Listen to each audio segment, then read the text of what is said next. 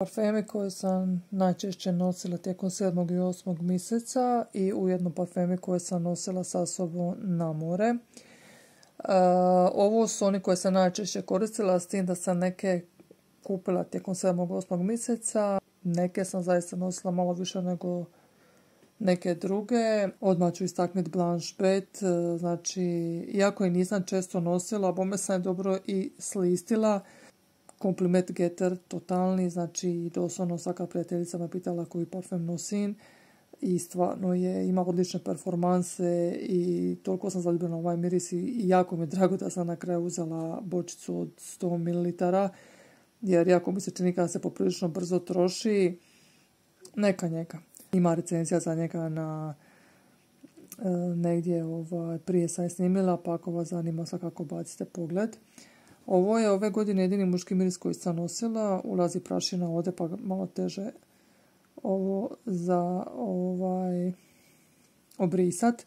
Uglavnom Givenchy Gentleman Society, obožavam ovaj miris, ponela sam ga biti najviše da ga muž nosi, no na kraju ga je nosio srednji sin i ja sam ga tu i tamo također nosila, obožavam ga, ima recenzija također i za njega.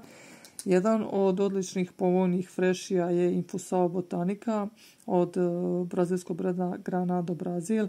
Ovo je baš ono miris doslovno za dnevne varijante, onako za svaki dan, nenametljiv, osvježavajući, mirišete onako lagano svježe, lagano cvjetno, čisto i baš je onako nenametljiv, a opet poprilično ok traje. Nije neki džir kolonske vode, evo tu piše čak i datum do kad traje. To je nebitno, datum je nebitan ako dobro skladištite miris, tako da u svakom slučaju ovaj mi je zaista odličan freši za svaki dan. Također odličan neslatki freši za svaki dan je bio i Merveille Blue od Hermesa, doslovno pravi unisex miris za sve vas koji ne volite slatke mirise. Ovo je odličan izbor i fenomenalan je na visokim temperaturama bio, tako da sam zaista njega često nosila. Aromatičan, akvatičan, osvježavajuć, pomalo hladan, odličan. Još jedan Hermes je iz Jardin kolekcije, Un Jardin à Quitter je ovaj. Ovo je maslina i pistacija, tako jedna neobična kombinacija, ali ima nešto adiktiv u njemu i jedan mi od najdražih žardana iz Hermesove te linije i jako je drugačiji i poseban i ovo je u biti jedan onako žardan koji je jedini koji je otišao u gurmanskom smjeru. Jedan koji me neočekivano oduševio, imam ga u ovoj travel bočici od 10 ml, ovo je Gucci Guilty pour Femme, ovo je EDT. No, međutim, kako mi se opasno približavao kraju, onda sam morala uzeti bočicu. I ovo mi je sin, mora biti jučer, ne znam, pretpostavljam da su ušuljala se u sobu i zalipio nešto na bočicu, sad sam strugala, ali nisam uspjela sve skiniti. Uglavnom, ovo je sad EDP verzija tog mirisa, ali mi je mrvicu čak on i draži. Uglavnom, ovo je jedan divan miris za svaki dan i odlično podnosi visoke temperature. Izuzetno je ženstven, zavodljiv, senzualan, voćni, onako lagano drvenast, topao, divan. Ova cijela Guilty linija je meni inače fenomenalna, tako da EDT i EDP su mi odlični. Onaj Intense, mislim da je Intense ili Elixir, sam zaboravila, ima treći iz te linije, on mi se baš ne slaže s mojom kožom i on mi jedini nije najbolje sjeo. Meraki od španjolskog niš brenda Botanica, ovo je jedan tako divan brend i ovo je jedan tako prekrasan miris. Jako ima note jagode.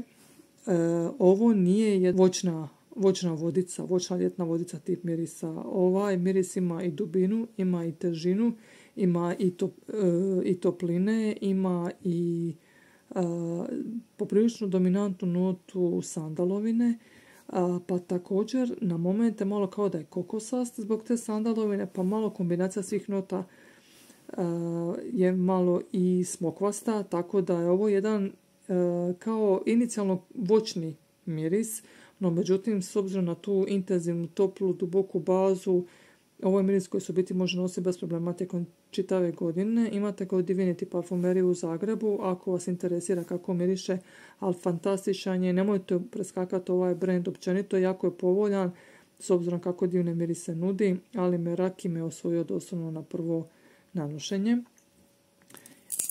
Ne mogu vjerati, ali njega sam, ne znam jesam li ga možda 2 puta nosila cijelo lito. Jednostavno nisam za njim posezala koliko sam za ovim drugima, Intense TR od Montala. Iako sam u biti često koristila od Yves Rocher Monoi, i losion i ulje, i onda bi njega kombinirala u biti sa Blanche Bet, nekako sam na taj način dobila tu neku onako ljetnu losion za sunčanje vibru parfema, tako da onda za ovim nisam toliko ni posezala, što mi je malo isto žao. On je divan losion za sunčanje tip mirisa, ali jednostavno kombinacija ova druga mi je nekako bolje pasala, tako da nisam za Montalom posezala koliko sam mislila. Bronze Goddess Nuit, 2. godinu zaredom, ja toliko obožavam ovaj miris. Prošle godine mi je rečeno kad sam ga kupovala u Milleru da je ukinut iz proizvodnje, no međutim ove godine vidim pune police pa mi ništa više nije jasno. Ali dobro, očito nije ukinut iz proizvodnje. Ja ću morati kako backup bočicu nabaviti jer ovo je jedan tako divan, senzualan, tropski stil mirisa sa snažnom, toplom ambrastom bazom. Nešto je u stilu parfema kao što je Rouge Malahit, kao što je The Only One Intense od Dolce Gabbane, znači takav tip mirisa, ali meni je mrvicu draži, tako da je, kažem, obožavam ga, pola bočice i skoro i više pola bočice potrošeno, fantastičan miris. Još jedan miris koji sam kupila ovo lito, znači nije mi tjednima, ma mjesecima mi nije izlazio iz glave i sad gledam oču, treba li ti, ne treba ti, bla bla, vamo tamo i na kraju, ajde, nek ide život. Roberto Cavalli Nero Assoluto, ovo je jedan stari već miris, ako znate Cavallijeve mirise, onda sigurno sam da znate i za njega. Ovo je nešto tako prekrasno, on je nekako i mračan i intenzivan, u biti ne bi rekla da je intenzivan, više isključivo da je onako mračan, provokativan, senzualan, ali nije glasan, nekako onako prigušen. Vanilja dominira i drvene note dominiraju i prigušeni cvjetni tonovi su u pozadini, ali ovo je takva fantazija koja se fenomenalno razvija i na toplim temperaturama, tako da nemojte da vas pripadne ova crna bočica. Ovo je jedan fantastičan i vrlo povoljan parfem, tako da ako tražite nešto na tu temu, imate u Milleru njega, tako da svakako ga isprobajte. Znači nešto vam je na foru kao što je Addict od Diora, kao što je ne pada mi sad ništa na pamet iskreno, ali znači tako onako mračno, intenzivno, zavodljivo, senzualno, fantastičan i povoljan.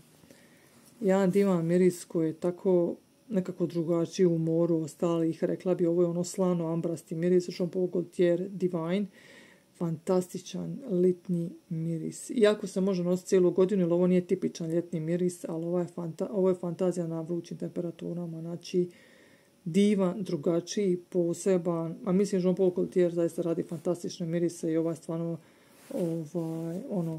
nije iznimka, tako da što se toga tiče tople preporuke da ga isprobate.